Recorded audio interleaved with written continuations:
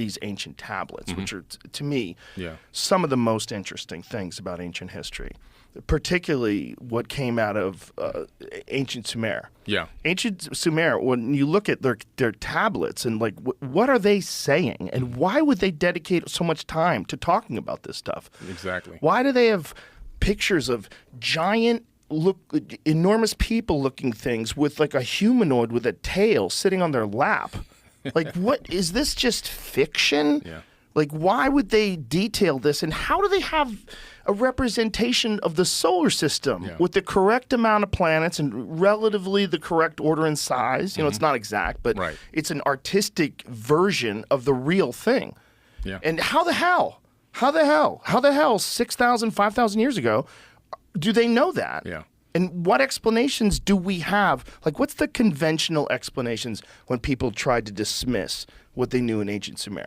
Well, the conventional explanation is always going to the term mythology.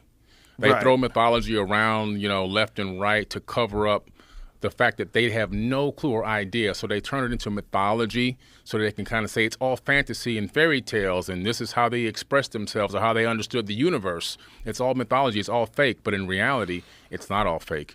These people left behind such detailed records and information. It's a time capsule of information on stone tablets for us today to be able to decipher, break down, and understand, and that's what we're here to do now. When you look at these ancient languages like cuneiform, can you read that? Do you know how to read it? Yeah, a small amount of it, yeah. Studying it from books that I have bought right off of Amazon.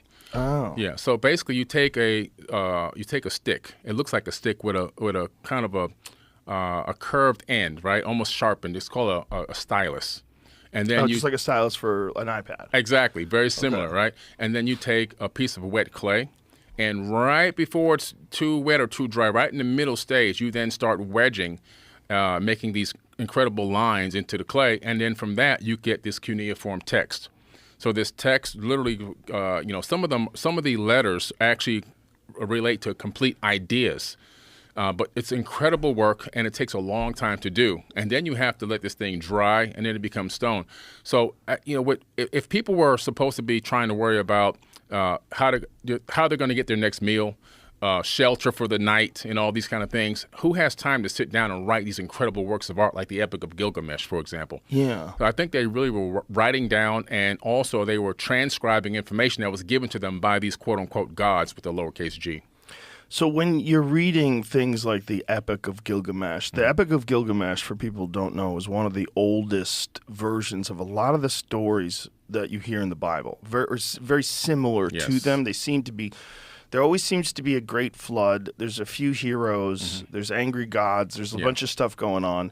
And Zecharia Sitchin's work was like the most controversial on the Sumerian text, right? Yes. Because there's a whole website called sitchiniswrong.com. Like, people go crazy about him. Yeah. But when he starts talking about it, when you read some of the things that they wrote, and when you see like some of the images that they created, the images that look like the double helix from DNA, and there's a bunch of that now we represent the caduceus, which represents pharmacies and drugs. Like that's the old version of an image of the double helix of DNA, or at least it looks super similar to that. Oh, it definitely is, because it's referenced even in the Egyptian Book of the Dead and other ancient texts. So there's no coincidences here. Now, Zecharia Sitchin, I don't particularly go by his work. Not because it's controversial. I believe he was one of the greatest researchers of all time. And the reason why is because he laid out so much information for us to begin to scratch our head and ask questions.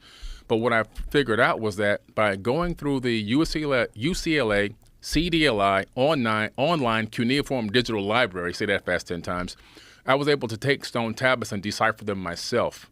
So anyone can go online to the UCLA CDLI online cuneiform digital library and read these stone tablets for themselves. You don't need Zecharia Sitchin. You don't need anyone else.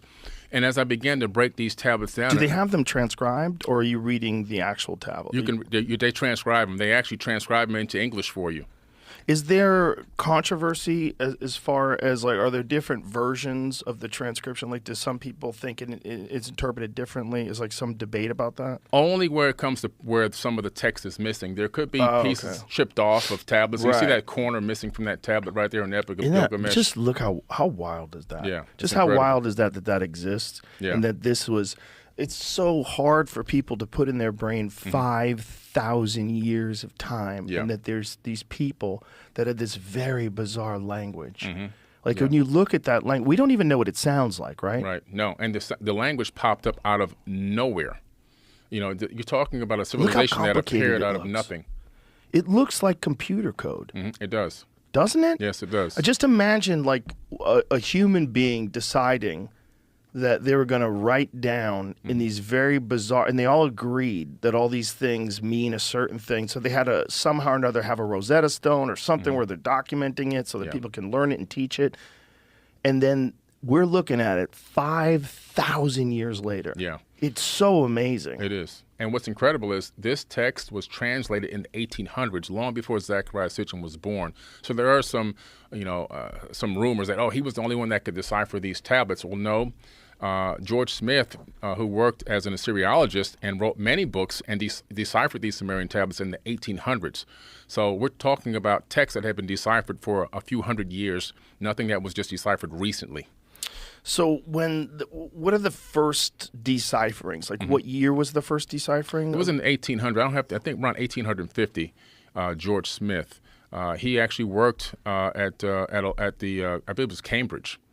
What was his take? Like, when he's reading all these wacky stories and all the Anunnaki stuff, what's his take on it? He is literally subscribing to this information the way almost that you and I see it today. These people saw something, experienced something, interacted with something, and he cataloged it, and it inspired him to write a complete translation of the Enuma Elish and the 7 tablets of creation. And he talks about the fact that that information was copied right from those tablets and put into the Old Testament of the Bible. And so, not exactly like it's going to go from here to the Bible, but it went to other ancient papyruses and scriptures and so forth. And then later on, when it was discovered in caves, people took those and then said, okay, we got to put this into a book. And then it became the Bible much later, around 100 AD.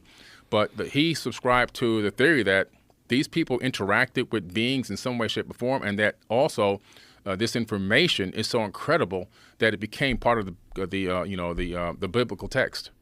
Did you ever read the Dead Sea Scrolls? Yes, yeah.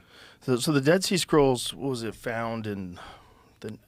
What year was that? It was in Qumran, right? They found them in Qumran, but I think again this was also, I believe, in the late 1800s or early 1900s. Is when they found them. So these things are written on animal skins, and this is this is a very old version of those exact same stories, or some of similar stories. Yeah. There's a lot of weirdness in the Dead Sea Scrolls. I haven't read it, but